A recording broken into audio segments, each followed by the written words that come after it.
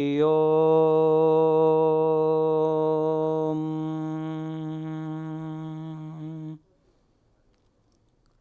हरिः ओम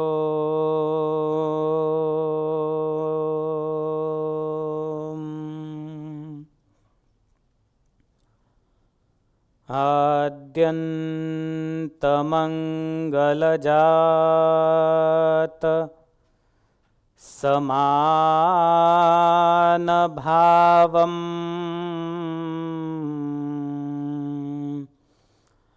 आर्यं तमीश मजरामरमात्मदेवम्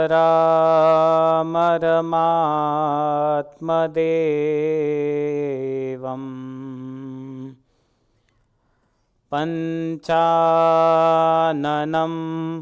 प्रबलपञ्चविनोदशीलम् संभावये मनसि शङ्करमम्बिकेशम् ॐ वर्णिवेश रमणीयदर्शनम्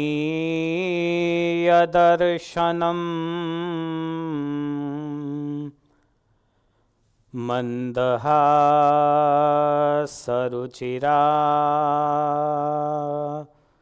ननाम्बुजम्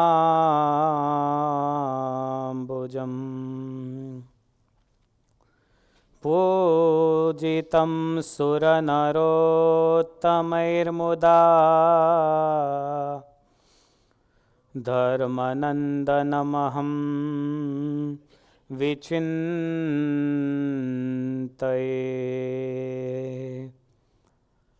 ॐ अवतारिणे श्री स्वामिनारायणाय नमो नमः।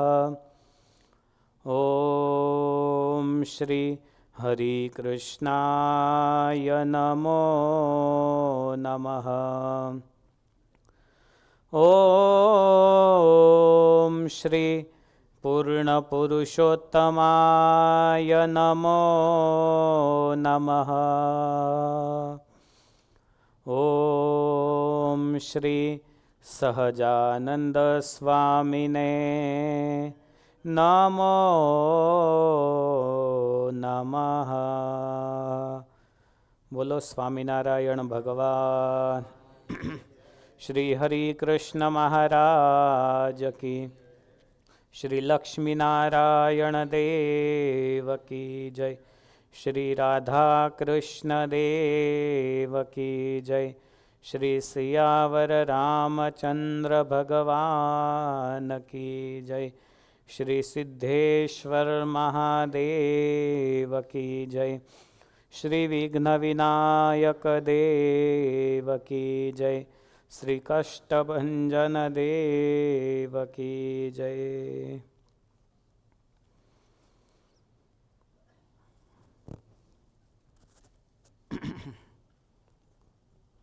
माइक ऑपरेटर में जो हो अवाज वधारजो थोड़ो। निज मंदिर श्री स्वामीनारायण मंदिर वड़ताल धाम पेलेटाइन शिकागो की यह शिकागो में शाखा वड़ताल धाम पेलेटाइन शिकागो में विराजमान सभी भक्तों के मनोरथ एवं संकल्प पूर्ण करते हुए संकल्प सिद्ध श्री हरिकृष्ण महाराज, श्री लक्ष्मी नारायण देव, श्री राधा कृष्ण देव, श्री सीताराम जी, श्री सिद्धेश्वर महादेव, श्री विघ्न विनायक देव और श्री कष्टभंजन देव के चरणों में पहले नतमस्तक हुए वंदन करते हैं। मंदिर में कई सालों से सत्संग का पोषण एवं भगवान की सेवा करते हुए पूरे वड़ताल सत्संग को संभालने वाले ऐसे विद्वान सद्गुरु शास्त्री मुक्त प्रकाश दास जी स्वामी आज विशेषतः सभा में उपस्थित पिपलाना गादिस्थान से पधारे हुए संतगण, हमारे मित्र पूज्य नीलकंठ स्वामी जी एवं वडील संतवृंद, उपस्थित भगवान श्री हरि के सभी प्यारे भक्त, सभी को जय स्वामीनारायण, जय स्वामीनारायण। जम्या छो ने बराबर? जय स्वामीनारायण। अभी शिव पुराण की कथा का प्रारंभ हुआ तो हिंदी में होगी कथा, क्योंकि कई भक्त कथा का लाभ YouTube चैनल के माध्यम से भी लेते हैं। मराठी भक्त लोग होते हैं, यहाँ आजू बाजू में तमिल भक्त लोग होते हैं।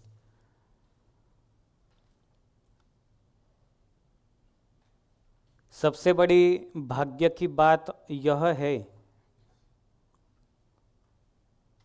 कि ऐसी एक धरती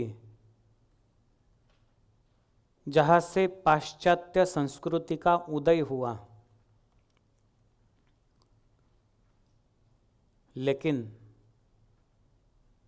आज ऐसा प्रतीत नहीं होता आप सभी के दर्शन करते हुए कि यह पाश्चात्य भूमि होगी। क्यों ऐसा?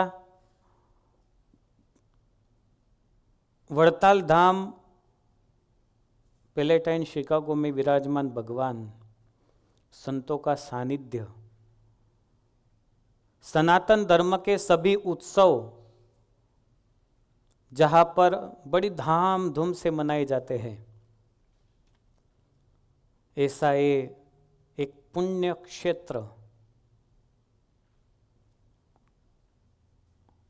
हर रविवार सत्संग सभा,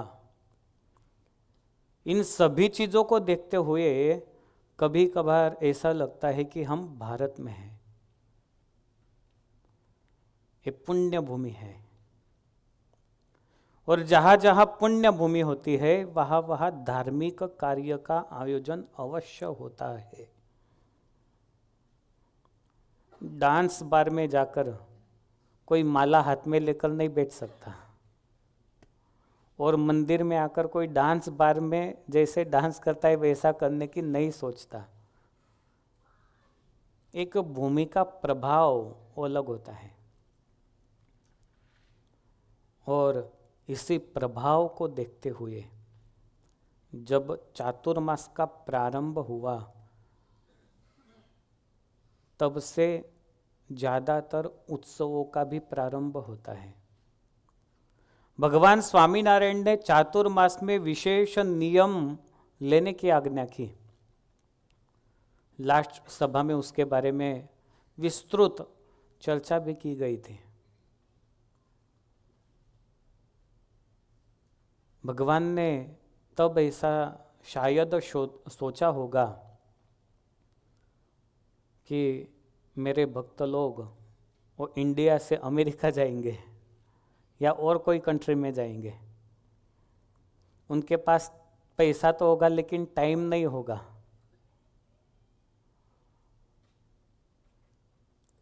तो 4 महीने जो नियम धारण नहीं कर सकता, उनके लिए भगवान स्वामीनारायण ने एक श्रावण माह की आज्ञा की।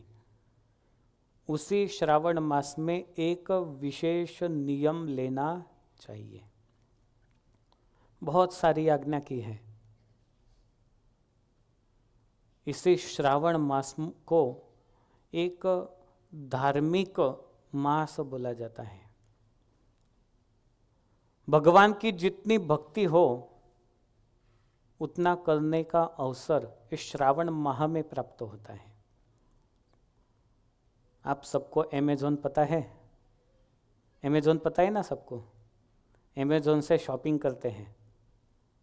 कई लोग देखते हैं कि कोई ऑफ़र आएगी तो तब कोई चीज़ वहाँ से बाय करेंगे। ऑफ़र का वेट क्यों करना? और ऑफ़र भी कौन से दिनों में रखते हैं? बोलो, फेस्टिवल का दिन हो तो भी रखते हैं ना, कि चलो सोच लिया कि चलो आज ऑफर देते, ऐसा नहीं होता है। इसी तरह से किसी भी चीज़ का एक समय होता है, वो समय में यदि कोई भी कार्य किया जाए तो उसका फल वो ज़्यादा मिलता है। ऐसा एक भक्तिमय श्रावण मास है। वैसे तो हमारे इष्ट देव भगवान स्वामीनारायण, उन्होंने वचनामृत में कई जगह पर उल्लेख किया है। यदि भगवान वेद व्यास जी के वचन के अनुसार कहोगे तभी हमें विश्वास आएगा।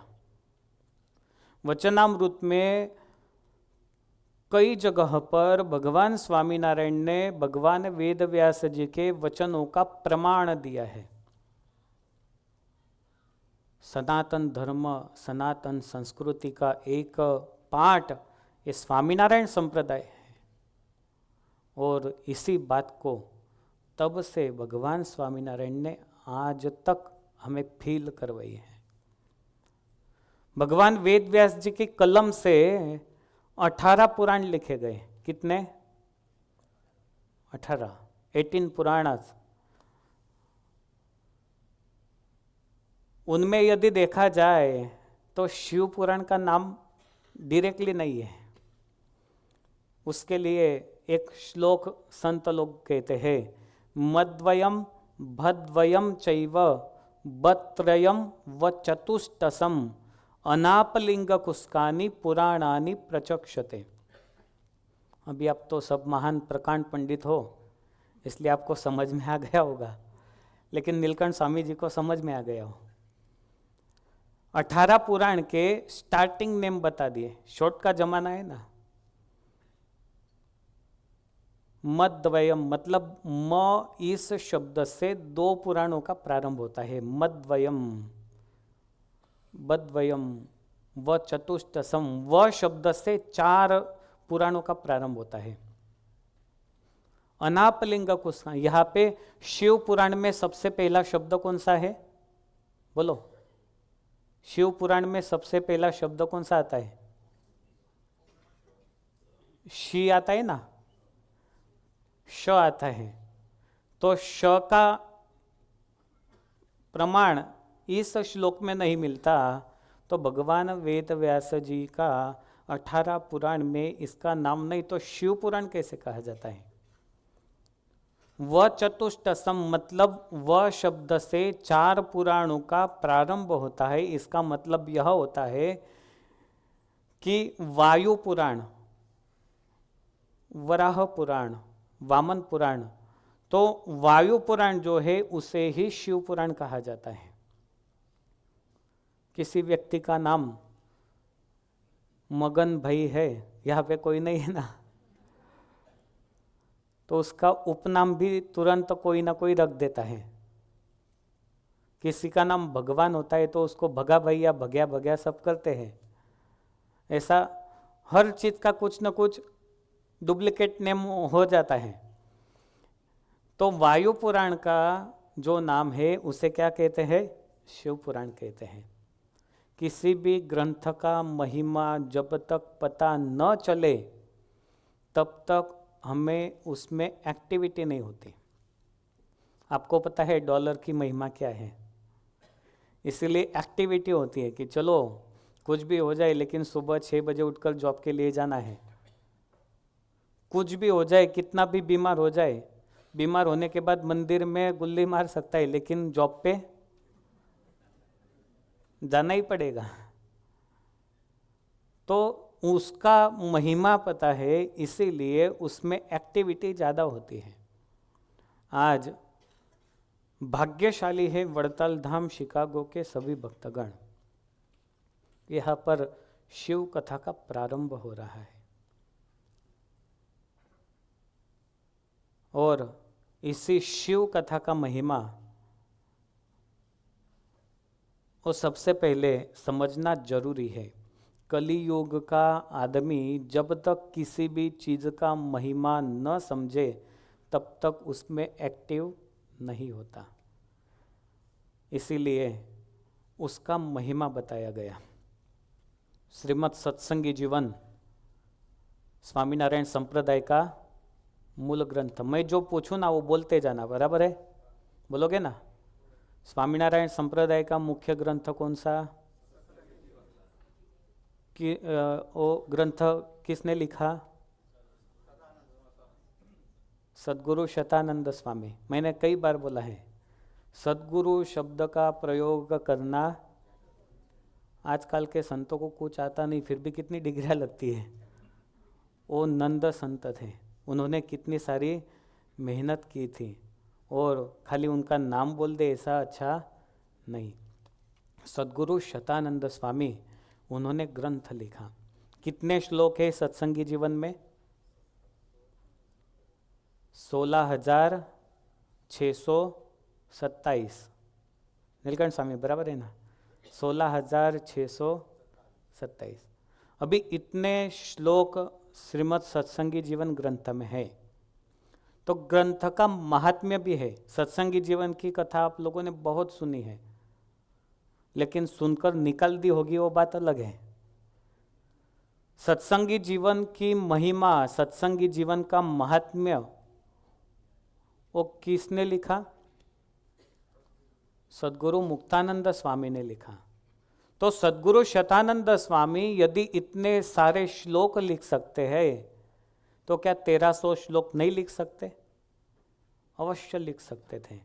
लेकिन कोई भी ग्रंथ वो खुद की बड़ाई प्रतिपादित नहीं करता।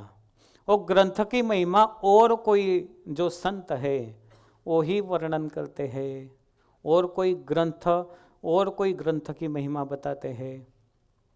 तुलसीदास जी ने बहुत अच्छा कहा, बड़ा बड़ा ये ना करे, बड़ा न बोले बोल, हीरा मुख से ना कहे, लाख हमारा मोल तुलसी, लाख हमारा मोल। बड़ा बड़ाई ना करे, बड़ा न बोले बोल। दुनिया में बड़ा आदमी वही कहलाता है जो खुद की प्रशंसा खुद के मुंह से कभी करता नहीं। और अमेरिका में तो एक सिस्टम है, मैंने वो किया, मैं हूं तो ये हो रहा है, मेरी वजह से है, मैं नहीं होता तो नहीं होता, ये बातें ज़्यादातर चलती रहती है। कई बार पहले भी कई प्रेसिडेंट थे देश के जो चले गए, फिर भी देश चल रहा है। अभी का जो है वो भी चला जाएगा, फ्यूचर में भी चलता रहेगा। इसीलिए किसी के बगैर कुछ बाकी रहता है ऐसी सोचना भी नहीं। दुनिया को चलाने वाला, दुनिया का किरदार, दुनिया का परवरदिगार एकमात्र है जिन्हें भगवान स्वामीनारायण कहते हैं। तो इसी भगवान की महिमा अपरंपार है। बड़ा बड़ाई ना करे, बड़ा न बोले बोल।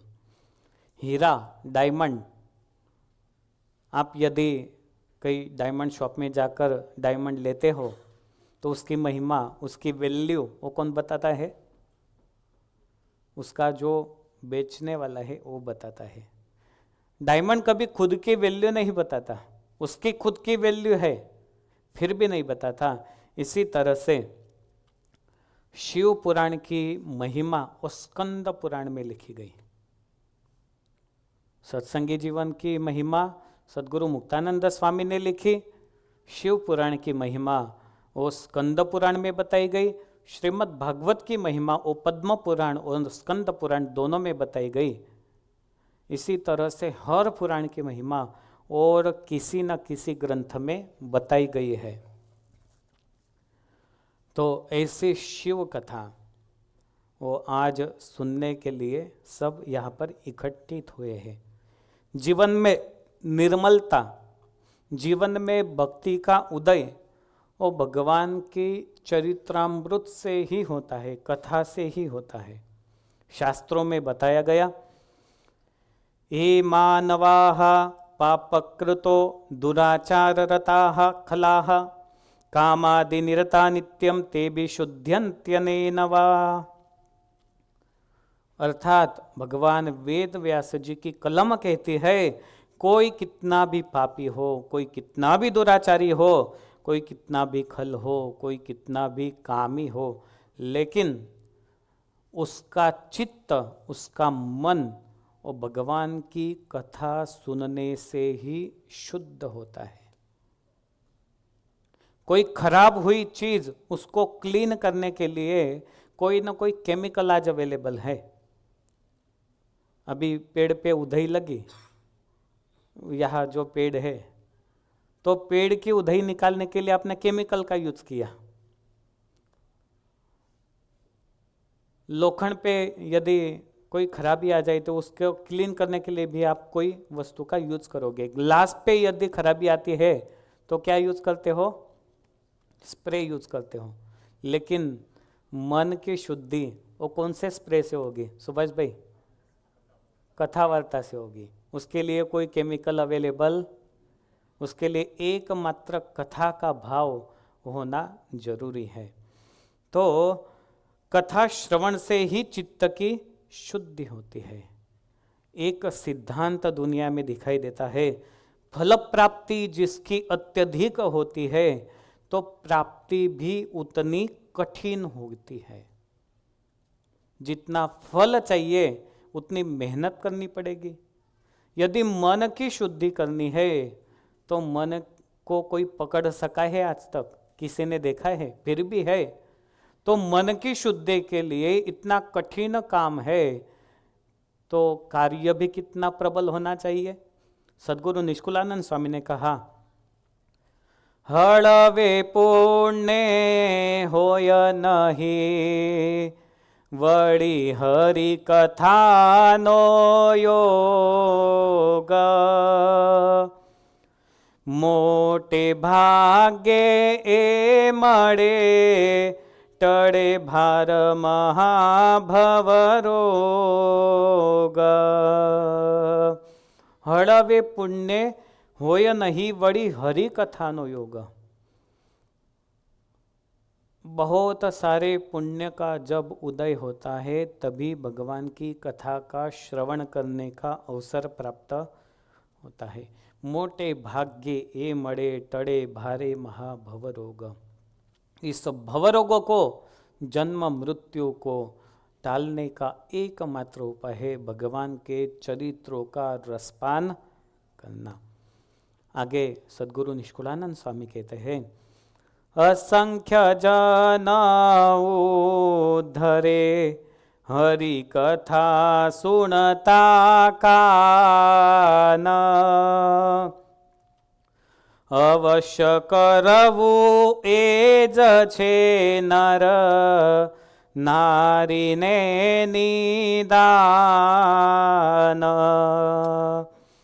धन्य धन्य शुभमति यति जेने हरि कथा माहेत हरि चरित्र चिंतवता तड़े ताप संताप समेत। असंख्य जन उद्धरे हरि कथा सुनता कान। जब भगवान के चरित्रों का गान करते हुए वह शब्द हमारे कान में जाते हैं तो जन्म जन्मांतर का पाप नष्ट होकर भगवान के धाम के प्रति उन जीवों का प्रयाण होता है। अवश्य करवू एज। सद्गुरु निष्कुलानंद स्वामी अपने पूरे जीवन का अनुभव बताते हुए कहते हैं, करने जैसा यदि कोई कार्य है तो यह कार्य है भगवान की कथा का रसपान करो। हरि चरित्र चिंतवता तड़े ताप संताप समेत। एक एक शब्द का यदि विचार किया जाए तो बहुत डीप हम लोग जा सकते हैं, लेकिन हमें कथा में भी प्रवेश करना है। मैं आपको एक सामान्य प्रश्न पूछता हूँ, अभी आप क्या करने के लिए बैठे हो? बोलो। कथा सुनने के लिए। कथा का मतलब क्या होता है? भगवान का चरित्र। दादा, भगवान कथा का मतलब क्या होता है? बोलो, कोने कोने खबर છે આ બાજુ? कथा मतलब कथा, वो तो है ही, लेकिन कथा का अर्थ ये होता है क मतलब क्या। देखो, क में कितने, कथा में कितने शब्द है? 2। अभी संस्कृत ग्रामर के हिसाब से यदि देखा जाए तो क एक अव्यय, एक प्रातिपदिक है, एक अव्यय है क। इसी अव्यय को जब घय प्रत्यय होता है तब क शब्द का एक निर्माण होता है। इसका अर्थ क्या होता है? क का क्या, कौन सा, कब, कैसे, ऐसे बहुत सारे मीनिंग होते हैं। क के बाद कौन सा शब्द होता है? बोलो बराबर। था। जमवानी व्यवस्था करी छे। क का मतलब क्या होता है? कौन सा, और बाद में शब्द कौन सा आता है? था। कई बार ऐसा होता है ना कि हम लोग मानते हमारा लेवल बहुत बड़ा है, लेकिन कोई सामान्य शब्द भी हमें पता होते, जब तक शब्द का ज्ञान नहीं तब तक उसमें एक्टिविटी भी इतनी ज़्यादा नहीं हो सकती।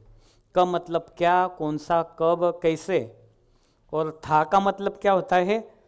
तो संस्कृत में एक धातु है स्था, स्थाने धातु, एक स्थिति स्थापकता, एक उत्तर के स्वरूप में। क एक प्रश्न के स्वरूप में है और था स्थिति स्थापकता, एक निश्चित स्थान और उत्तर के अर्थ में, ऐसा कथा का अर्थ होता है। तो देखा जाए उसका भावार्थ, तो सबसे पहला कथा का अर्थ होता है कि सोचो, जब सुनते हो तब आध्यात्मिक दृष्टि से अध्यात्म में, संप्रदाय में अब हमारी स्थिति क्या है। खाली चरित्र सुनने से वो तो लाभ होता ही है, लेकिन हम कौन सी स्थिति में है वो भी सुनना चाहिए, देखना चाहिए। अध्यात्म में अब हमारी स्थिति कौन सी है। दूसरा उसका भावार्थ होता है प्रश्न और उत्तर का समाधान। वचनामृत कितना बड़ा ग्रंथ है, भगवान स्वामीनारायण की परावाणी है।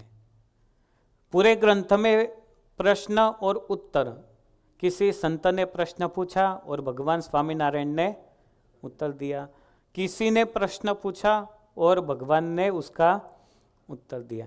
तो नॉलेज वो प्रश्न और उत्तर से ज़्यादा बढ़ता है, जिज्ञासा वृत्ति से।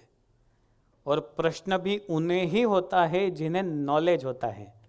यदि नॉलेज ही ना हो तो एक ही सवाल आता है, मुर्गी पहले आई कि अंडा पहले आया। ऐसे सवाल ज़्यादातर सबको होते रहते हैं। और तीसरा अर्थ होता है अब हम कहाँ है। एक कथा के 3 अर्थ बताए गए। ऐसे अर्थ का अनुसंधान करते हुए यदि हम भगवान के चरित्रों का रसपान करते हैं, तभी सोचो कि हमें जीवन में कुछ अच्छा प्राप्त हो पाएगा। जीवन में भगवान की कथा तो अवश्य सुननी ही चाहिए। आजकल बहुत सारी मोटिवेशनल स्पीचेस ऑर्गेनाइज की जाती है, तो उसका भी एक अर्थ होता है। एक पुराने जमाने का कथा एक स्वरूप और उसका ही एक लेटेस्ट स्वरूप, जिसे मोटिवेशनल स्पीचेस कहते हैं। कथा यानी उत्तम श्रवण भक्ति। जीवन के किसी भी क्षेत्र में, चाहे भौतिक क्षेत्र हो चाहे आध्यात्मिक क्षेत्र हो, उसमें यदि सफल होना है तो लिसनिंग स्किल को डेवलप करना पड़ेगा। आप देखो, जब 2 कोई आदमी बातें करते हैं, आप अभी अपने साथ कंपेयर करते रहना। 2 कोई आदमी खड़े होकर यदि बात करते हैं, 2 से ज़्यादा होते हैं, तो भी वो लोग क्या सोचेंगे? तू पहले मेरी सुन, मैं तेरे बाद में सुनता हूँ। कोई किसी की बात काट लेगा, लेकिन सुनने को किसी को भी ज़्यादा अच्छा लगता नहीं। लेकिन आज लिसनिंग स्किल को जितना डेवलप किया जाए उतना ही किसी क्षेत्र में प्रगति के पथ पर वो चलता रहता है। जितना श्रवण उत्तम उतनी भक्ति की प्रबलता दृढ़ होती है। चलो, आध्यात्मिक क्षेत्र के कितने दृष्टांत है।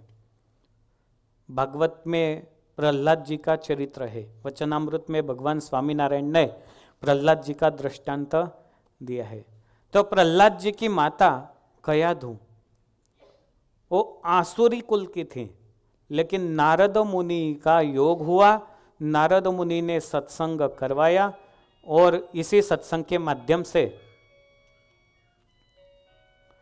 नारद मुनि के सत्संग के माध्यम से कयाधु का गर्भ वो असुर का न रहते हुए एक अच्छा जीवात्मा हुआ। हमारे स्वामीनारायण संप्रदाय में देखो, मुंजो सुरु नाम का असुर कितना खतरनाक था।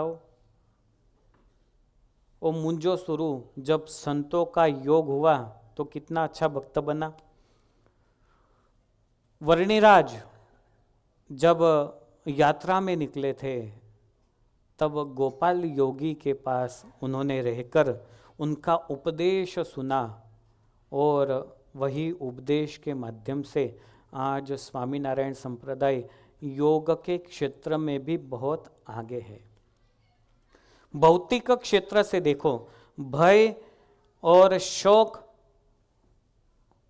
और अपने सभी रिलेटिव उनके प्रति मोह के कारण जब रणभूमि में अर्जुन भगवान श्री कृष्ण के साथ है और सामने के पक्ष में कौरव सब उपस्थित है, तब अर्जुन ने अपना गांडीव बाजू में रखा और कहा, मैं युद्ध नहीं करूंगा।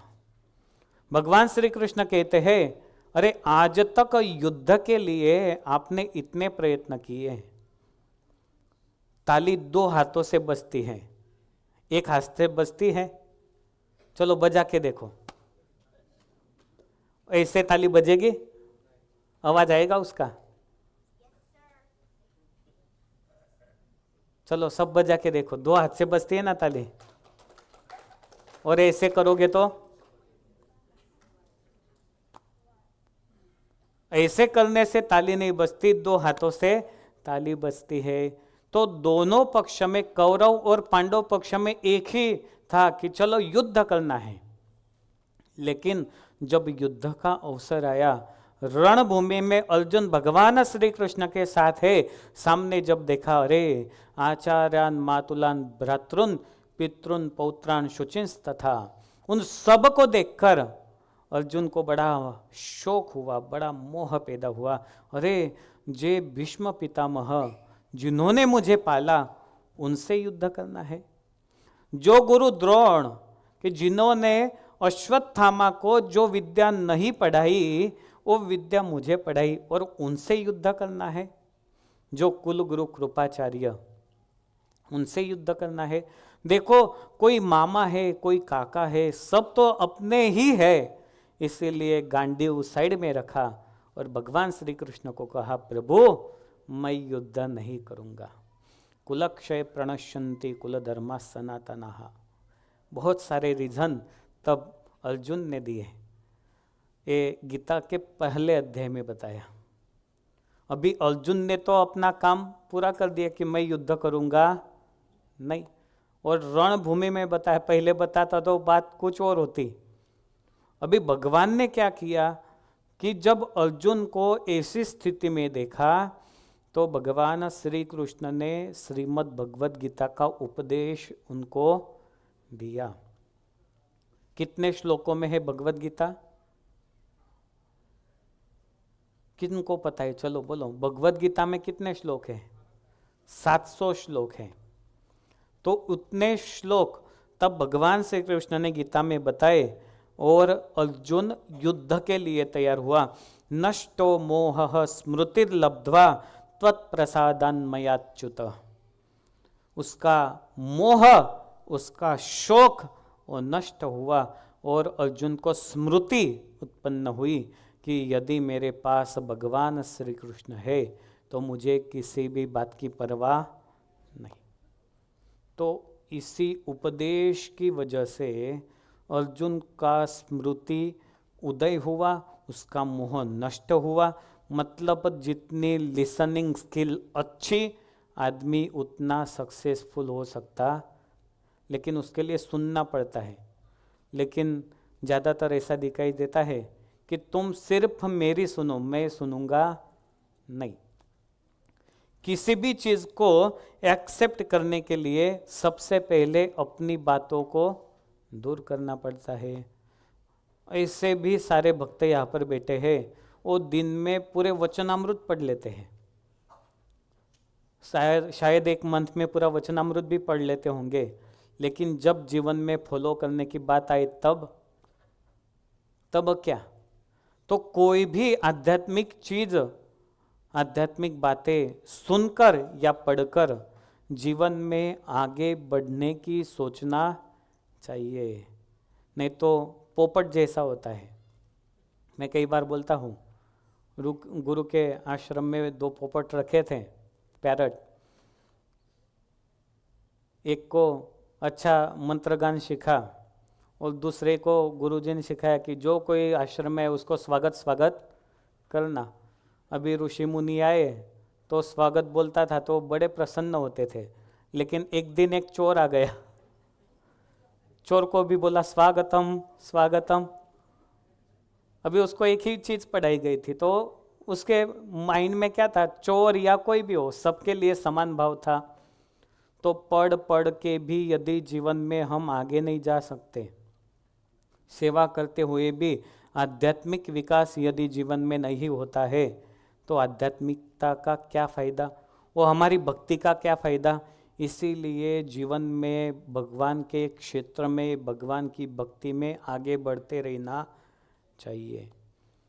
कई सारे लोग, अभी कल की बात है, कई लोग प्रदक्षिणा भी कर रहे थे, अच्छी बात है, लेकिन भगवान को भोग आया और बाहर गप्पा मारने लगे। तो भगवान को भोग लगते हुए क्या बोलते हैं, थाल बोलते हैं। कई सारी चीज़ें, ये तो खाली एक एग्जाम्पल दिया, कई सारी ऐसी चीज़ें होती हैं जो जीवन में भगवान के प्रति हमें खींचती है, लेकिन हम हमारे माइंड को तोड़ने के लिए तैयार नहीं है।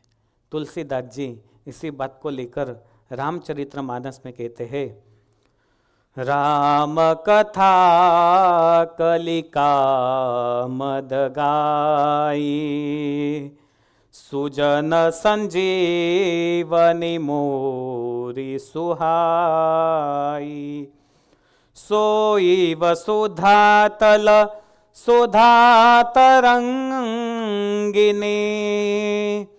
सोई वसुधा तल सुधा तरंगिनी, भय भंजनी भ्रम भेक भुजंगनी।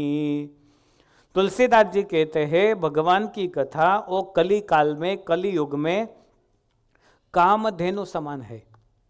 कामधेनु गाय का नाम आपने सुना है? किनको पता है, बोलो। कामधेनु गाय।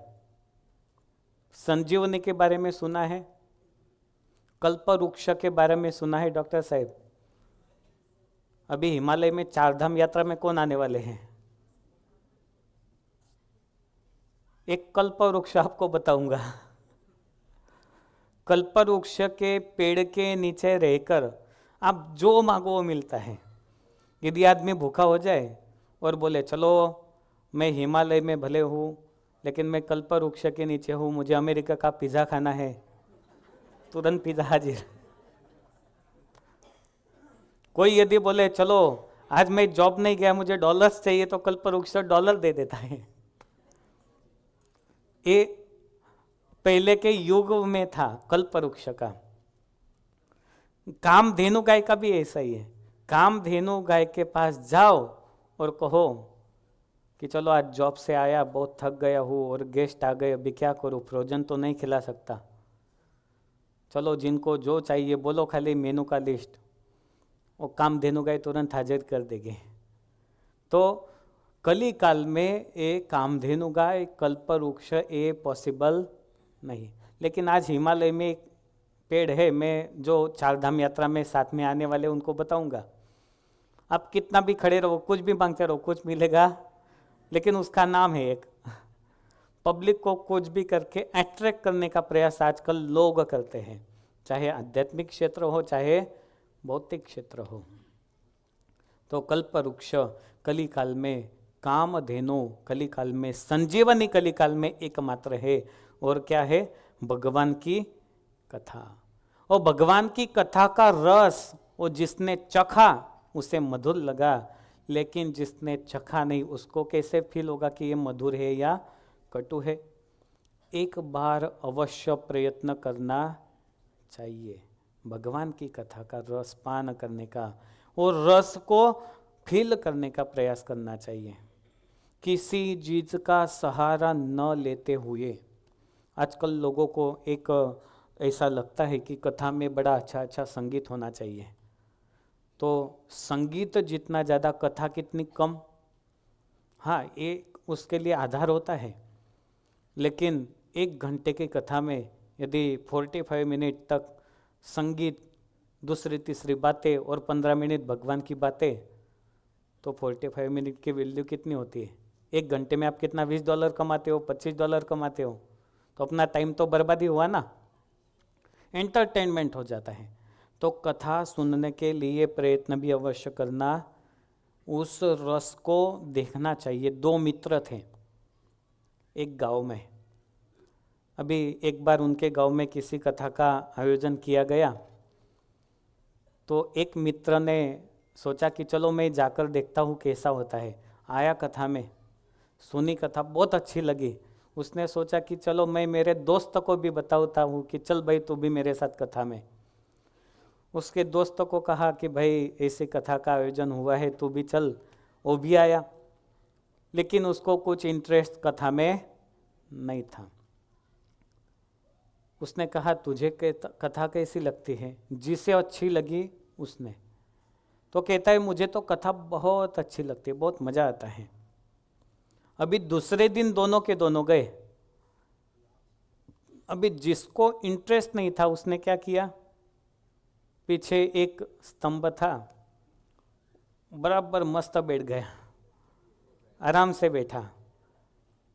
कई लोग होते हैं उनको टेके की जरूरत होती है, टेकानी आधार पड़े એવું કહેવાય ને,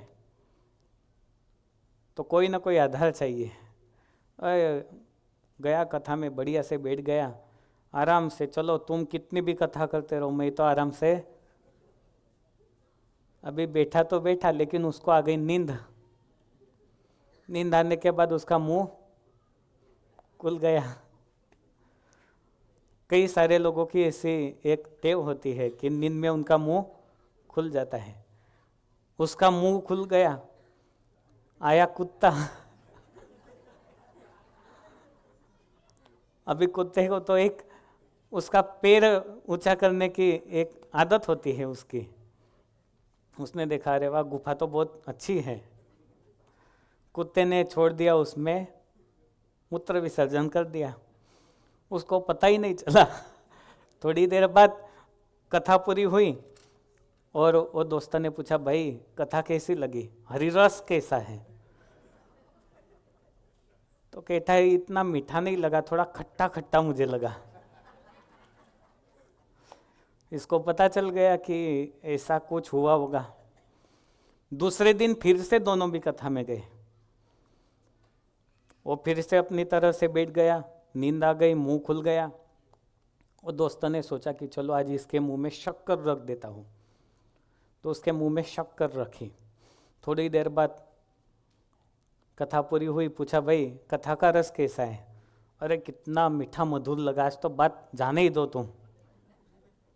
कहने का तात्पर्य है कि जिसको जिस चीज़ के प्रति आकर्षण होता है उसी चीज़ में उसे आनंद मिलता है। तो शिव पुराण कथा की महिमा बहुत है।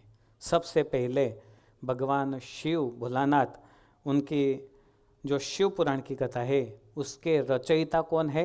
Who is author of Shiv Puran? बोलो।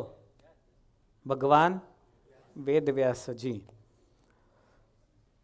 How many shlokas in Shiv पुराण?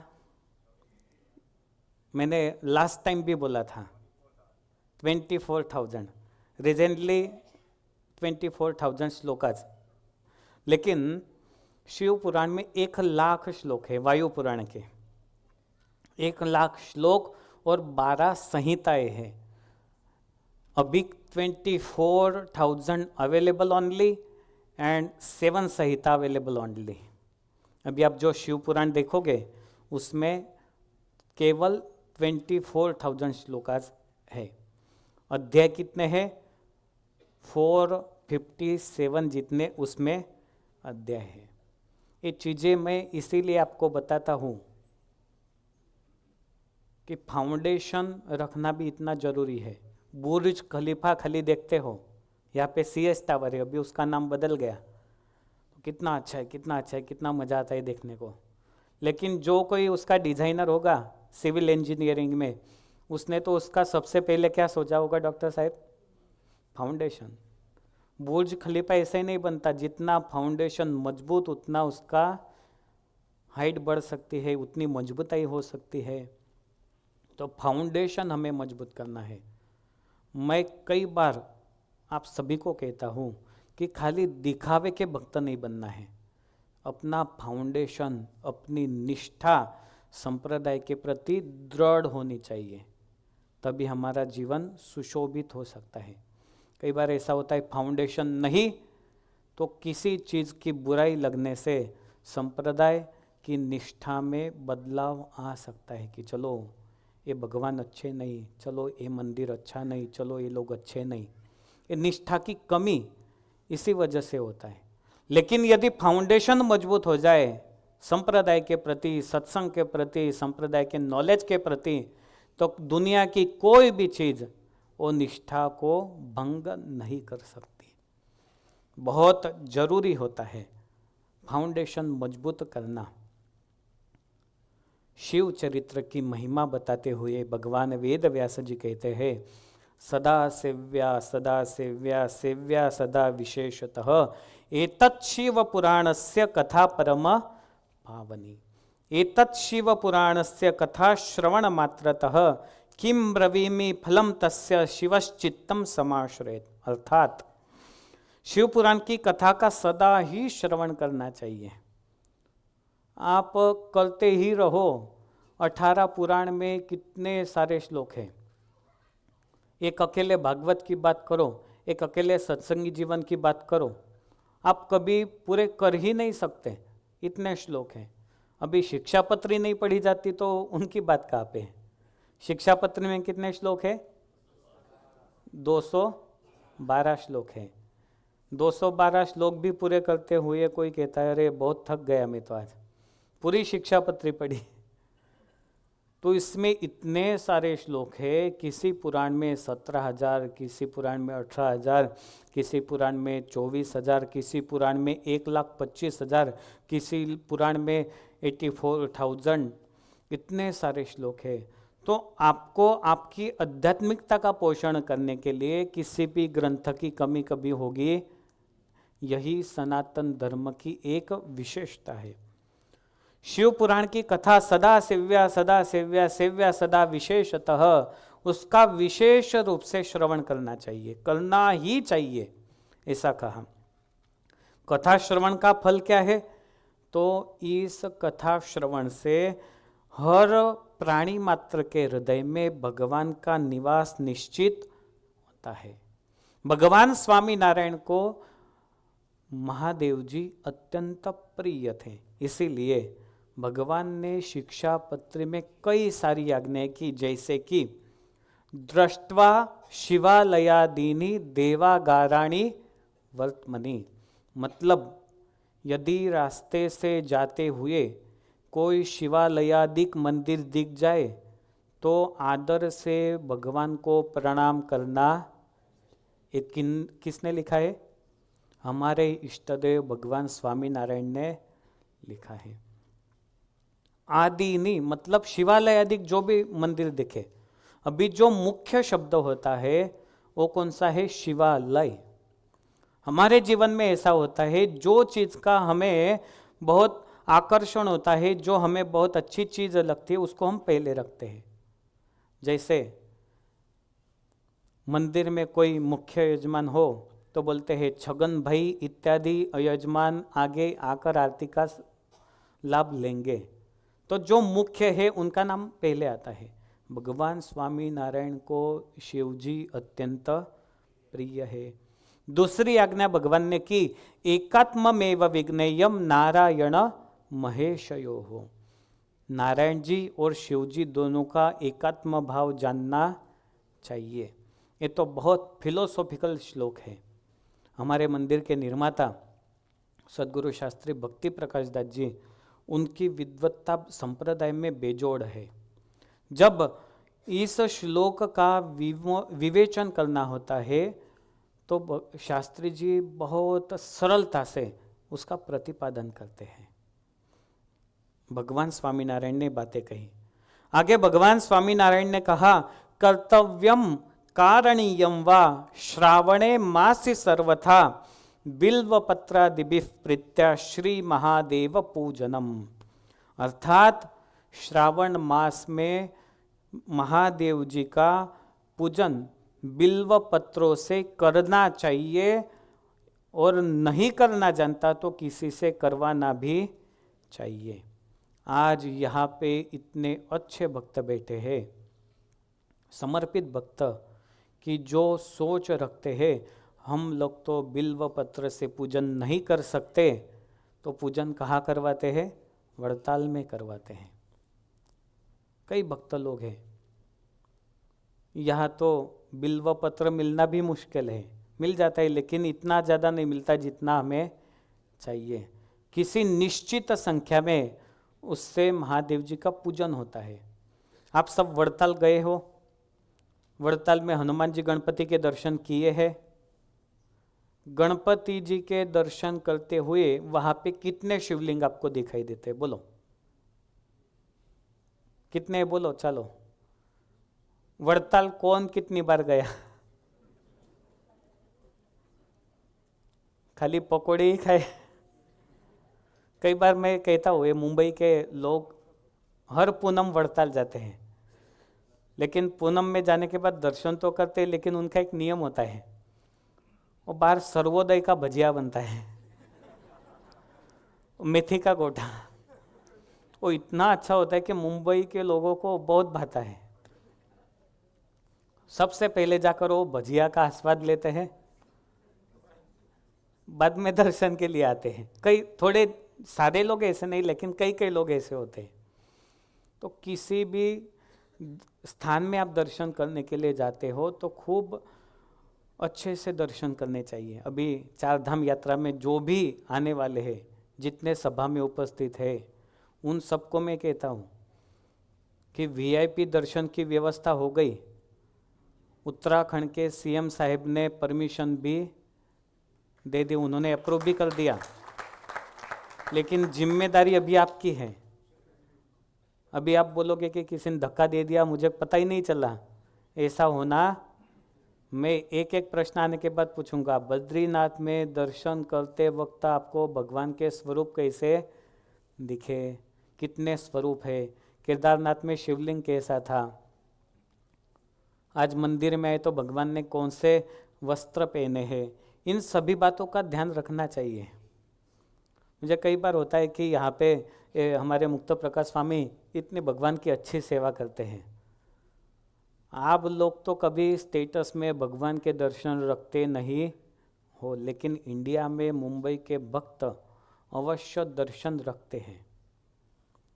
अपने स्टेटस में यदि भगवान के दर्शन रखते हो तो जो जीवात्मा आप भगवान से नहीं जुड़ा लेकिन आपसे उसका कांटेक्ट है, वो भी दर्शन करेगा तो उसको पुण्य मिलेगा कि नहीं? और टाइम कितना लगता है? ऐसे ऐसे करते रहते हो तो थोड़ा सा ही रखने में टाइम ज़्यादा नहीं लगता। कई तो ऐसे दर्शन देखते ही नहीं है। यूट्यूब चैनल में यदि आरती होती है तो आप जहाँ भी हो खाली मोबाइल चालू करना है और दर्शन अवश्य करने हैं। ऐसा नहीं कि हम लोग देखते नहीं हैं। हमें पता होता है कितने लोग यहाँ पे लाइव देख रहे हैं, कितने बाद में होते हैं, वो सब पता होता है। इसीलिए भगवान के दर्शन अवश्य करते चलो। हर दिन तो मंदिर नहीं आ सकते, लेकिन एक फैसिलिटी अवेलेबल है। व्हाट्सएप में दर्शन आते हैं, यूट्यूब से दर्शन प्रसारित होते हैं, तो दर्शन करने चाहिए कि नहीं? कौन करते हैं दर्शन? एवरीडे आरती कौन करता है? बराबर हाथ करो, बराबर हाथ करो। तू भी करता है? अरे वाह, बहुत बढ़िया है। इसके लिए एक बार तालियों का गजर हो जाए, बहुत अच्छा है। एक सद्गत जीवात्मा है, उसके बारे में तो मैं ऐसा कहता हूँ कि यज्ञ में 3 घंटे भी बैठता है तो ऐसे ही बैठा रहता है वो। नहीं तो छोटों बच्चों के लिए ऐसा कहा जाता है कि बच्चे और बंदर दोनों में समानता होती है, वो कभी एक जगह पे नहीं बैठते हैं। लेकिन भाग्यशाली जीवात्मा होते हैं ना, वो भगवान के प्रति आकर्षित होते हैं। भगवान ने आज्ञा की बिल्व पत्रों से पूजन करना चाहिए। वड़ताल में गणपति जी के पास में 3 शिवलिंग हैं, उसमें से एक शिवलिंग जो है वो अनादि मूल अक्षर ब्रह्म ऐश्वर्य सम्राट सद्गुरु वर्य श्री गोपालानंद स्वामी, उनका प्रसादी का एक शिवलिंग है।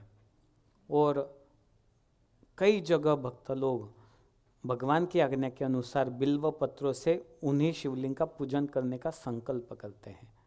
भगवान स्वामीनारायण ने जूनागढ़ में सिद्धेश्वर महादेव की स्थापना की। दुनिया में देखो ऐसा स्वरूप आपको कहाँ मिले या ना मिले, जिनको 5 टाइम जिनकी आरती होती है, जिनको दिन में 3-4 बार भोग लगता है, ऐसा स्थान कहाँ पर? भगवान स्वामीनारायण ने जूनागढ़ में किया। तो भगवान को शिव जी के प्रति अतिशय आकर्षण था, अत्यंत प्रिय है। इसीलिए शिव कथा को हम लोग सुनने जा रहे हैं। एक तो देव के देव महादेव, उनके कई सारे नाम है, उसमें सबसे पहला नाम एक है शिव। हम लोग क्या कहते हैं? शिव। तो शिव का मतलब क्या होता है? What is the meaning of Shiva? Shiva मतलब मंगलम। शिवमस्तु शिवमस्तु जज्जाग्रतो। तो जो मंगल है उसे शिवम कहते हैं। सत्यम शिवम सुंदरम, ये 3 शब्द है, उसके अर्थ भी बहुत सुंदर है, मधुर है। सत्यम शिवम सुंदरम, शिवम मतलब मंगल। तो मंगल के अर्थ में शिव जी का नाम है। दूसरा नाम है महादेव। क्या नाम है? महादेव। महादेव मतलब महान देवश्च असौ इति महादेव, जो महान देव है। महाशब्द है ना, कई जगह पे बहुत अच्छा लगता है।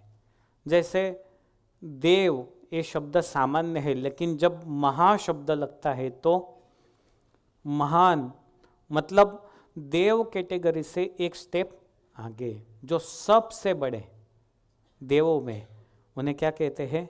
महादेव कहते हैं। विद्वान एक शब्द है, लेकिन महाविद्वान शब्द जब लगता है तब विद्वानों में भी अतिशय श्रेष्ठ, ऐसे महाविद्वान। तो देवों के देव महादेव ऐसे हैं। शिव कथा की महिमा बताते हुए प्रयागराज तीर्थ क्षेत्र में शौनकादिक ऋषियों ने सूत जी से पूछा है, सूत सूत महाभाग धन्यस्त्वं परमार्थविद अद्भुतेयम कथा दिव्या श्राविता कृपया ही नः। शौनकादिक ऋषि कहते हैं, हे गुरुदेव, हे सूत जी, शिव कथा से किन लोगों का उद्धार होता है? सूत जी कहते हैं, पुराणस्यास्य पुण्यम सन्महापातक नाशनम भुक्ति मुक्ति प्रदम चैव शिव संतोष हेतुकम। शिव कथा श्रवण का पुण्य से बड़े बड़े पापों का नाश होता है। इसके लिए मैं आपको एक प्राचीन इतिहास सुनाता हूँ। देखो, हम थोड़े 1-2 मिनट में सुनते हैं। किरात नगर नाम का एक नगर था, उसमें एक ब्राह्मण रहता था जिसका नाम था देवराज। उसका वर्णन किया तो क्या काम करता था? रस बेचने वाला था। अभी ब्राह्मण का कार्य क्या है? पूजा पाठ कर्मकांड इत्यादि करवाना। हाँ, आज स्थिति अलग है जमाने के हिसाब से, इसीलिए किसी को दोष देना नहीं चाहिए। लेकिन जो अच्छा कार्य करता है उसे आधार रूप एक कार्य नहीं था उसका। वो क्या बेचता था? रस। रस मतलब आम का रस नहीं, गन्ने का रस नहीं, वो रस सुरा रस बेचने वाला था। सुरा मतलब लिकर, दारू, वो बेचने वाला था। धर्म से विमुख था, त्रिसंध्या से भी विमुख था। आज हमारे मंदिर में देखो, ये हमारे ब्राह्मण बैठे हैं, अभिषेक है, उनके पिताश्री एजय है, हमारे पराग भाई है, तो ये सब लोग बहुत पवित्र जीवात्मा है, त्रिसंध्या करते हैं। जो मंत्र आने चाहिए वो मंत्र बोलते हुए भगवान की पूजा करते हैं। तो ऐसे ब्राह्मण होते हैं जो पवित्र होते हैं। आज वो धर्म से विमुख था, विश्वासघाती था, कई लोगों से उसने धन चुराया था, कपटी था। एक दिन वो तालाब पर स्नान करने के लिए गया तो वहां पे उसे शोभावती नाम की एक कन्या दिखी जो गणिका थी।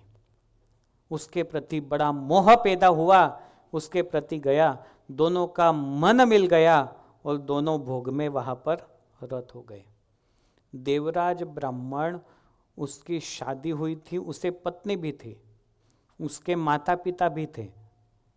उन सब ने उसको मना किया कि शादी होने के बाद तुम यह जो कार्य करते हो अच्छा नहीं, वो धर्म के अनुसार नहीं है, इसीलिए इस कार्य का तुम त्याग करो।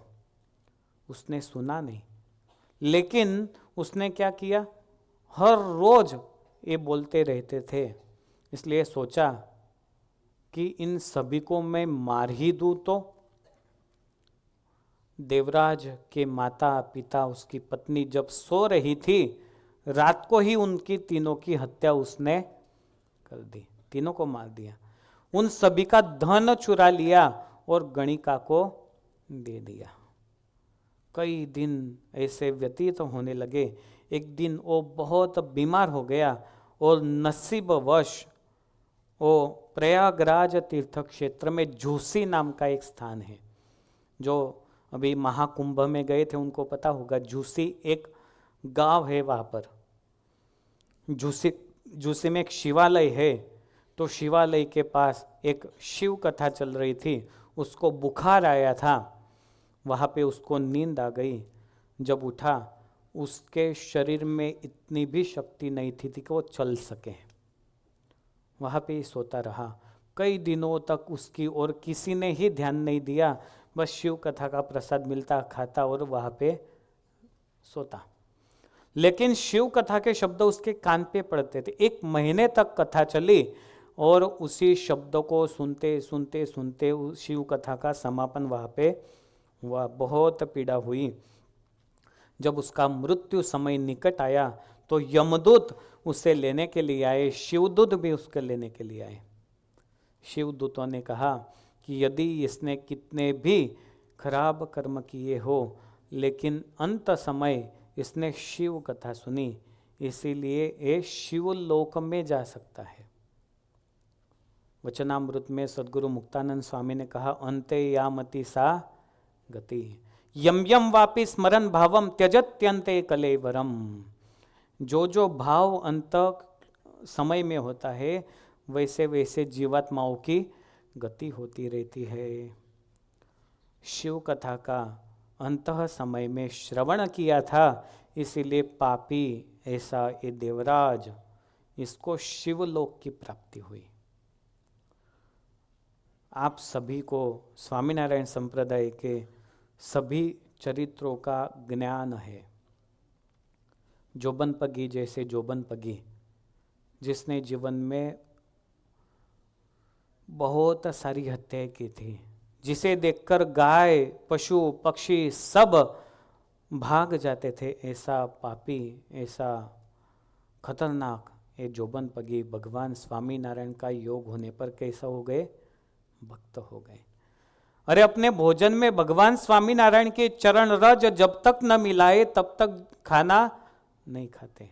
नियम लिया था चरण रज पूरी, मतलब जीवन भी पूरा। खाना मैं कभी खाऊंगा? एक समय का जोबन पगी भगवान स्वामीनारायण का योग होने के बाद कैसा जीवन हुआ? किसी भी तरह से यदि आप भगवान के शरणागत होते हो तो भगवान की शरणागति के माध्यम से भगवान के धाम की प्राप्ति अवश्य होगी होगी होगी। इसीलिए शिव कथा का श्रवण करने के लिए आप सब यहाँ पर उपस्थित हुए हैं। आज की कथा में शिव कथा का महिमा हमने सुना। अभी नेक्स्ट संडे शिव कथा में शिवलिंग की उत्पत्ति कैसे हुई, शिव जी का स्वरूप और शिवलिंग, ये दोनों में क्या डिफरेंट है, दोनों में क्या विविधता है। एक ही लेकिन स्वरूप अलग अलग दो क्यों? भगवान स्वामीनारायण के एक स्वरूप, लेकिन और कोई स्वरूप तो नहीं ना कि चलो ये कोई ऐसा दूसरा स्वरूप है। लेकिन शिव जी का शरीर होते हुए भी शिवलिंग क्यों? तो ये सारी कथा हम नेक्स्ट संडे की कथा सत्र में सुनेंगे। अभी भगवान के नाम सह भगवान को वंदन करते हुए यहाँ पे कथा को विराम देते हैं। जय स्वामीनारायण।